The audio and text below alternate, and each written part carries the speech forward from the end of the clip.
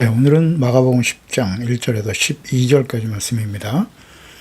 10장 1절에서 12절 결혼과 이혼에 대한 가르침입니다. 예수님께서 공생의 마지막 여정입니다. 예루살렘으로 향하는 길에서 바리새인들과 결혼과 이혼에 대한 율법을 중심으로 예수님을 시험하려고 질문하는 일에 대한 그 답변과 가르침에 대해서 기록하고 있습니다. 당시 유대 사회는 모세의 율법 해석을 두고 이혼에 대한 논쟁이 치열했습니다. 이런 상황 속에서 바리새인들은 예수님을 시험하여 공경에 빠뜨리고자 매우 민감한 주제인 이혼 문제를 들고 나왔습니다. 하지만 예수께서는 이들의 시험을 단순히 율법 논쟁으로 받아들이지 않으시고 인간의 가장 중요한 결혼에 대한 창조의 질서와 하나님의 본래적 계획과 뜻에 대해서 가르치셨습니다. 이를 통해서 예수님은 이혼의 허용 여부를 넘어서 결혼의 신성한 본질과 그 영속성에 대한 근본적인 가르침을 선포하신 것입니다. 본문은 이혼에 대한 율법적 허용의 차원을 넘어선 하나님의 거룩한 본래의 뜻을 따르는 제자들의 삶이 무엇인지를 보여주는 중요한 교훈이 되는 말씀인 것입니다. 1절에 보면 예수께서 거기서 떠나 유대지경과 요단강 건너편으로 가셨다. 우리가 다시 모여들거든 예수께서 다시 전례대로 가르치시더니, 그러니까 예수께서 이제 마지막 십자가를 지시기 위해서 6월절에 예루살렘으로 들어가시기 위해서 갈릴리를 떠나 유대지경 요단강 건너편으로 가셨습니다. 이때 6월절을 맞이하여 상경하는 수많은 순례자의 행렬을 따라서 예루살렘을 향하고 계셨습니다. 무리가 다시 모였다. 그러니까 많은 무리를 떠나 자명하시면서 제자들을 중심으로 가르치셨습니다. 이제 십자가의 죽으심과 부활에 대해서 말씀하시고 예루살렘을 향해 가시면서 모여드는 많은 무리들에게 에워싸이게 되셨습니다. 당시 6월절을 맞아 예루살렘에 모여드는 이스라엘 백성들의 최대 이슈는 예수님의 사역에 대한 것이었을 것입니다. 나사렛 출신 갈릴리에서 사역하시는 예수님을 세례 요한과 같은 능력과 권위를 가진 선지자 중에 하나로 여기는 사람들도 있었고, 일본은 과거 선지자들 통해서 약속하신 그리스도일 수도 있다는 생각을 가진 사람들도 있었습니다. 그래서 예수님께서는 많은 무리들에게 이전과 같이 하나님의 말씀을 가르치시고 복음을 전파하셨습니다. 6월절을 지키기 위해 예루살렘에 모이는 백성들, 6월절 어린 양으로 오신 하나님의 아들 그리스도께서 말씀을 가르치시고 십자가에 자신을 6월절 어린 양의 화목 제물로 드리시기 위해서 지금 예루살렘을 향해 가고 계시는 것입니다. 분명 세례 요한이 예수께서 세례 받으실 때에 세상 죄를 짊어지고 가시는 6월절 어린 양이다 라고 분명히 증거했습니다. 요한복음 1장 29절 이하죠. 이튿날 요한이 예수께서 자기에게 나오심을 보고 이르되 보라 세상 죄를 지고 가는 하나님의 어린 양이로다 분명히 선포했어요. 그리고 세례 요한이 나도 그를 알지 못했는데 나를 보내어 물로 세례를 베풀라 하신 그이가 나에게 말씀하시되 성령이 내려서 누구 위에든지 머무는 것을 보거든 그하고 성령으로 세례를 베푸는 이인 줄 알라 하셨기에 내가 보고 그가 하나님의 아들이심을 증언하였다. 그렇습니다. 하나님의 어린 양, 세상 지고 세를 지고 가는 하나님의 어린 양이고 하나님의 아들이셨다. 그리고 그때 이제 하늘에서 구름 가운데 하나님의 음성이 들리기도 했죠. 이는 내 사랑하는 아들이다 내 기뻐하는 자라고 증거하셨습니다.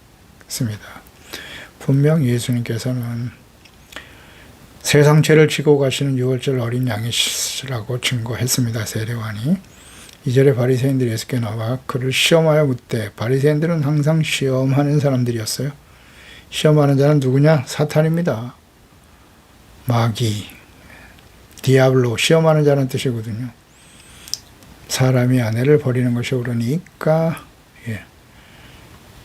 사탄의 종들이죠. 많은 무리들이 모였을 때 예수님을 시험하고 정죄하려는 목적으로 따르고 있었던 바리새인들이 예수님이 사람이 아내를 버리는 것이 옳은가 이혼에 대해 질문한 것이죠.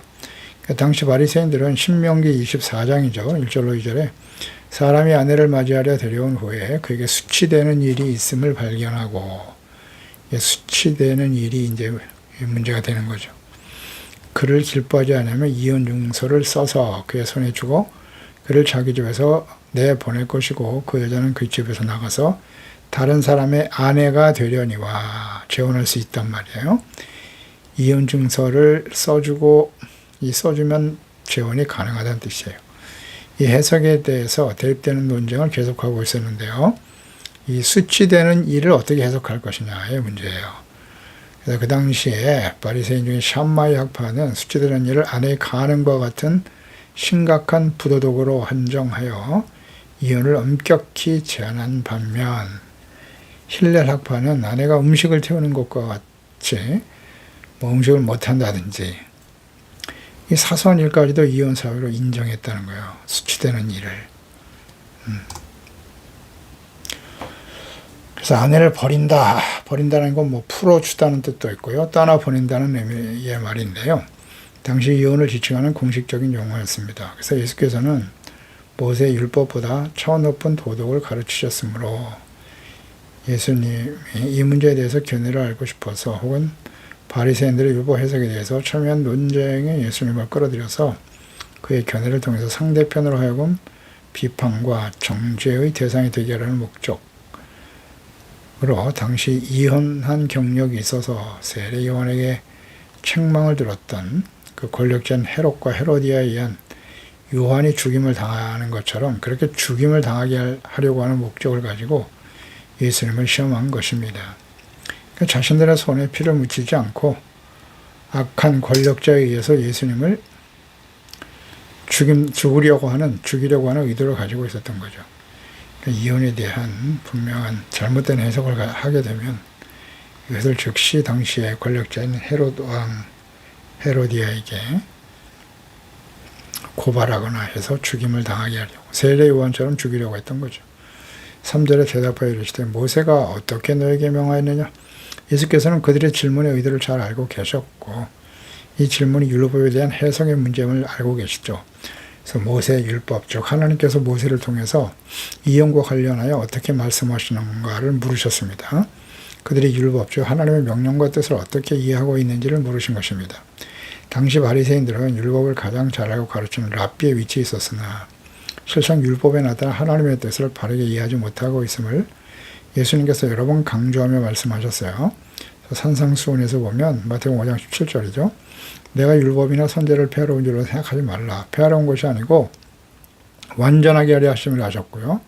진실로 너에게 이르노니 천지가 없어지기 전에 율법은 1.1획도 없어지지 아니하고 다 이루리라 하셨고요.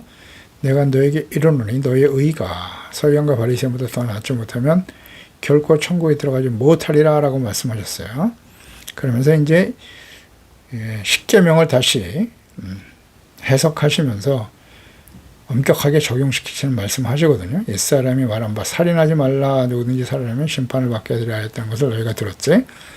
바리새인들보다 더 나은 의라고 하는 것은 십계명의 말씀을 알고 지킨다고 주장하고 있는 바리새인들보다 더 나은 의, 즉 살인하지 말라라고 하는 이 계명, 꼭 사람을 죽여야만 살인이 아니라는 거예요.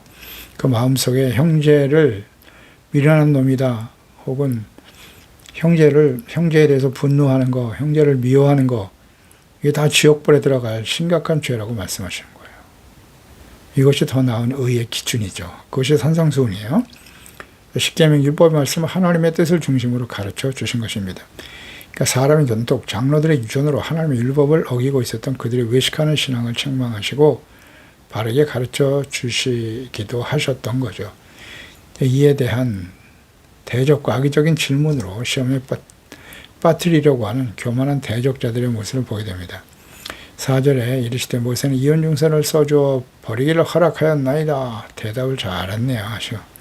24장 1절을 인용해서 답변한 거죠. 24장 신명기 24장 1절에 사람이 아내를 맞아 데려온 후에 그에게 수치되는 일을 발견하고 그를 기뻐하지 않으면 이혼 증서를 써서 그 손에 주고 그 집에서 보낼 것이니라 하셨습니다. 그들은 모세가 이혼 증서를 써주고 아내를 버리는 것을 허락하셨다라고 말합니다.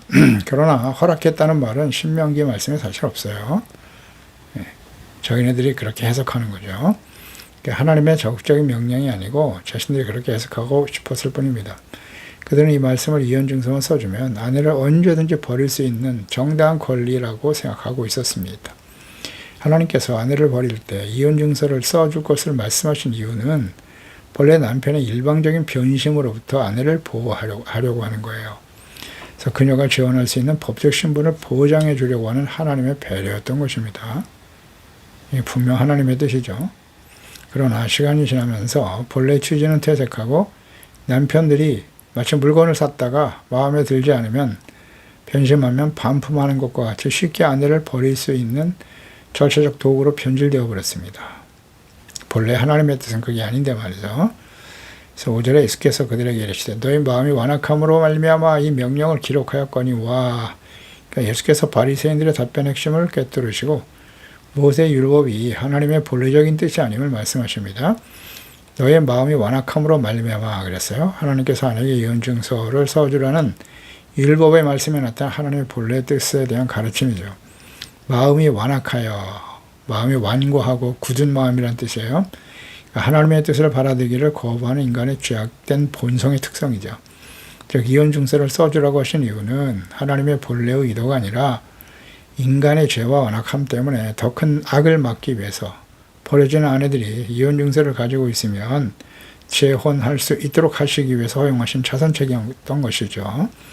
현실적인 규제였음을 밝히고 계십니다.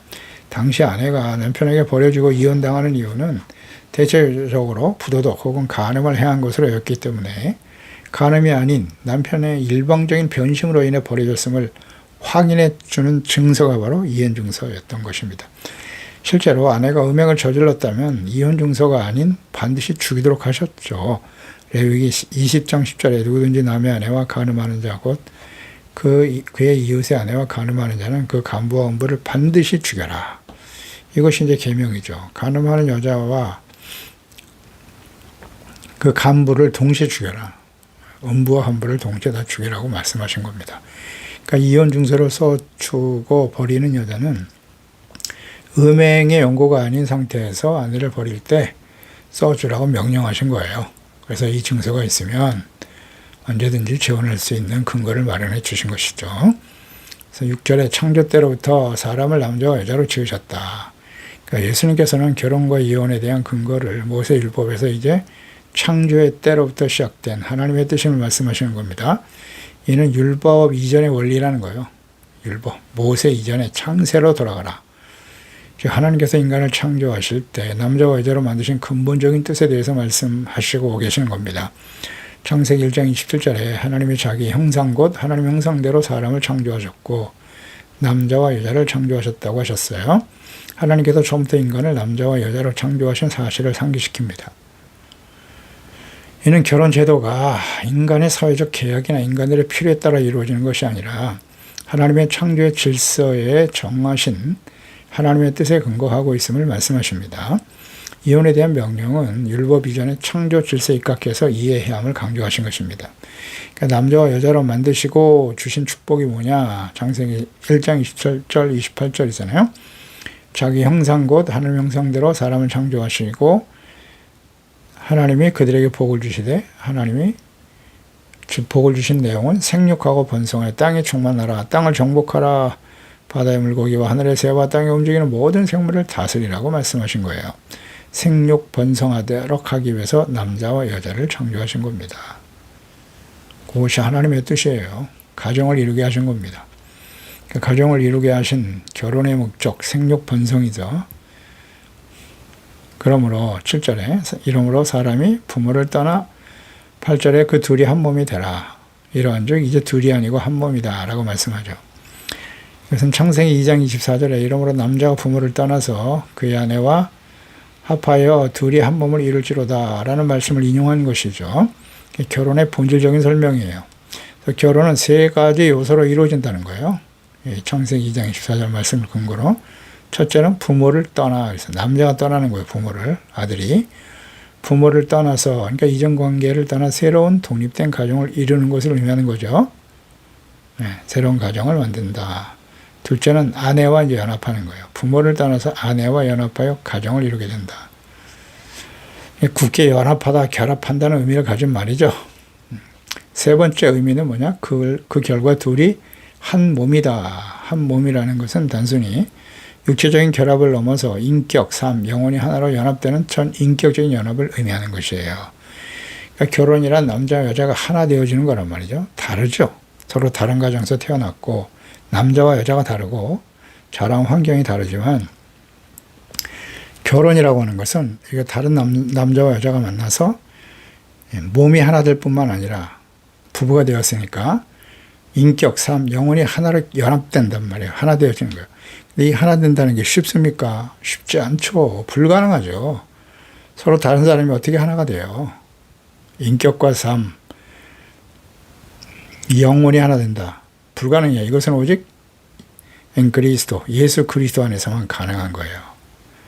하나님을 알고 그 하나님의 사랑 안에서 하나 될 수 있다는 사실을 이해하십니까?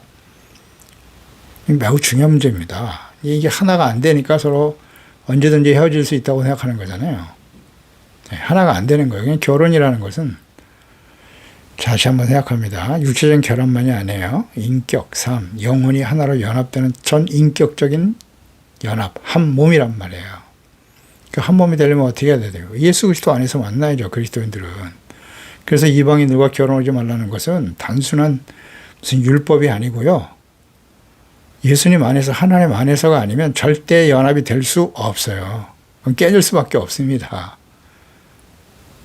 그냥 어쩔 수 없이 사는 사람들이 너무나 많죠, 이 세상에는. 네. 그래서 오직 예수님 안에서 인격과 삶이 하나 되어지는 거예요. 굉장히 신중해야 되는 거예요. 결혼한다라고 하는 것은 그 대상을 신중하게 생각해야 돼요. 한 몸이라 절대 떨어질 수 없는 상태를 만드는 거거든요. 예수님 안에서. 그러니까 예수께서는 이 둘이 아니고 한 몸이라 강조하셨거든요. 그러니까 이 연합이 하나님의 뜻으로 인해 발생한 존재론적 변화라는 사실을 분명히 하신 것입니다. 그래서 결혼은 두 개체가 단순히 함께 있는 상태가 아니라 하나라는 새로운 실체로 변화된 것을 의미하는 거예요. 마치 이런 거죠. 예수 그리스도를 영접하여 하나님의 자녀가 되는 일과 같은 것인데 하나님과 그리스도와의 연합이잖아요. 한 몸이 되는 이치와 같은 거라고요. 하나님과 예수 그리스도와 우리가 어떻게 하나 될 수 있느냐라는 거죠. 요한복음 14장 16절에 이하에 이런 말씀하시죠. 내가 아버지께 구하겠으니까 또 다른 보혜사를 너에게 주사 영원토록 너희와 함께 있게 할 것이다. 그는 진리의 영이다. 성령을 보내주실 것을 약속하시면서 하신 말씀이죠. 세상은 능히 그를 알지 못하지. 이는 그를 보지도 못하고 알지도 못함이라. 그러나 너희는 그를 안다. 예수 그리스도를 믿고 구원받은 사람들은 성령이 우리 안에 함께 하신다는 사실을 알게 돼요. 그날에는 성령이 우리 가운데 임하실 때 내가 아버지 안에, 너희가 내 안에, 내가 너희 안에 있는 것을 너희가 알게 된다. 내가 아버지 안에, 너희가 내 안에, 내가 너희 안에 있다. 그러니까 하나님과 예수 그리스도와 우리가 하나 되어진다라는 거죠. 그게 어떻게 가능하다고요? 성령이 우리 가운데 임하실 때 하나 되어진다는 거예요. 그러니까 남편과 아내가, 남자와 여자가 만나서 하나 연합이 된다고 한다는 것도 역시 그리스도 에스피리투 산토, 성령 안에서 하나가 되는 거예요. 성령 안에서, 예수 그리스도 안에서 영원한 진리의 말씀 안에 있을 때 하나가 되어진다는 사실 아십니까? 그때 21절에 14장 21절이죠. 요한복음. 나의 계명을 지키는 자는 나를 사랑하는 자니 나를 사랑하는 자는 내 아버지께 사랑을 받을 것이고 나도 그를 사랑하고 그에게 나타날 것이다. 그렇습니다. 성령과 예수 그리스도 안에서 진리의 말씀 안에서 한 몸이 되어질 때 오직 목적은 하나님의 계명, 하나님의 뜻을 지켜 주님의 사랑 안에 거하는 것입니다. 그럴 때 가능해지는 거예요. 그게 하나 된다는 의미란 말이죠. 그러니까 성령이 임하심으로써 하나님의 자녀로 거듭나게 하시는 하나님 아버지와 예수 그리스도와 하나 연합되게 하시는 은혜, 즉 부부가 된다는 것은 이와 같이 예수 그리스도 아버지와 우리가 하나 된 같이 한 몸이 되는 것이다.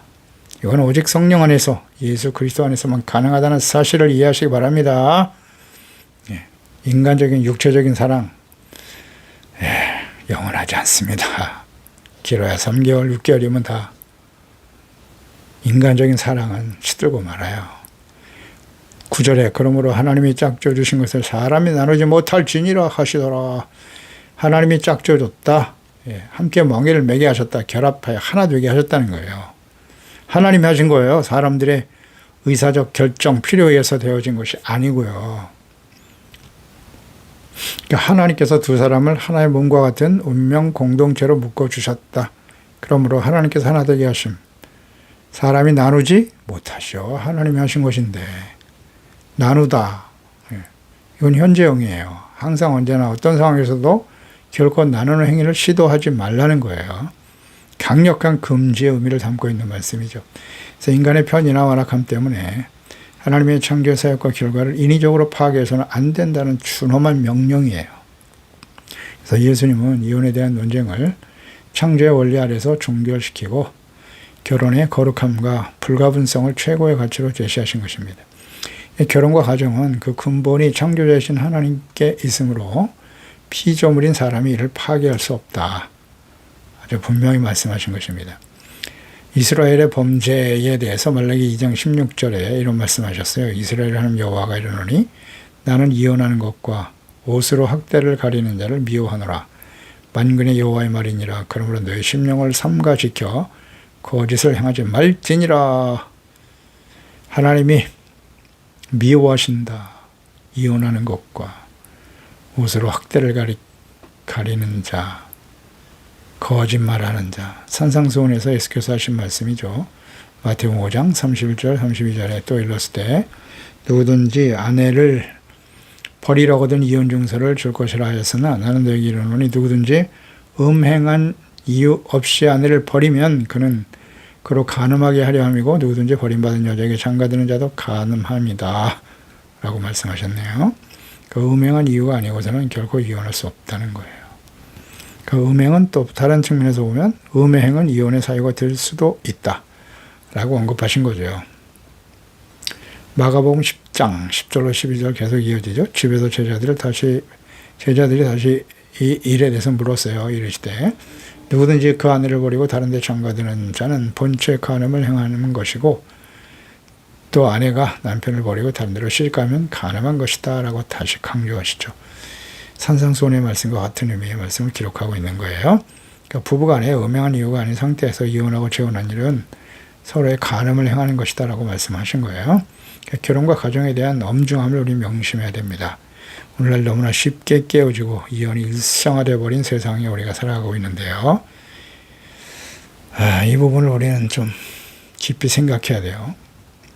특히 사도 바울이 그 이혼이 가능한 경우에 대해서 기록한 말씀이 이제 고린도전서 7장 15절인데요. 혹 믿지 아니하는 자가 갈리거든 갈리게 하라. 믿지 않는 불신자가 있는데 그 예수 믿는 것 때문에 난 더 이상 당신과 못 살겠다. 남편과 아내 중에. 그래서 이혼을 제안할 때 형제나 자매나 이런 일에 구애될 것이 없다. 그러나 하나님 화평 중에 너희를 부르셨다라고 하셨거든요. 그러니까 불신자가 신앙을 들어서 이혼을 요구하는 경우에는 갈리게 하거든 갈리게 하라. 그래서 이혼의 사유가 될 수 있다는 거죠. 나는 그런 의도가 없는데 상대방이 예수 믿는 것 때문에 더 이상 살 수 없다. 그래서 이혼하자고 할 때는 갈라설 수도 있다는 거예요. 그러나 하나님은 화평 중에 너희를 부르셨기 때문에 그를 위해서 기도하고 간구하라는 거예요. 하나님 화평 중에 불렀으니까 서로 싸우고 다툴 일은 아니라는 거죠. 하지만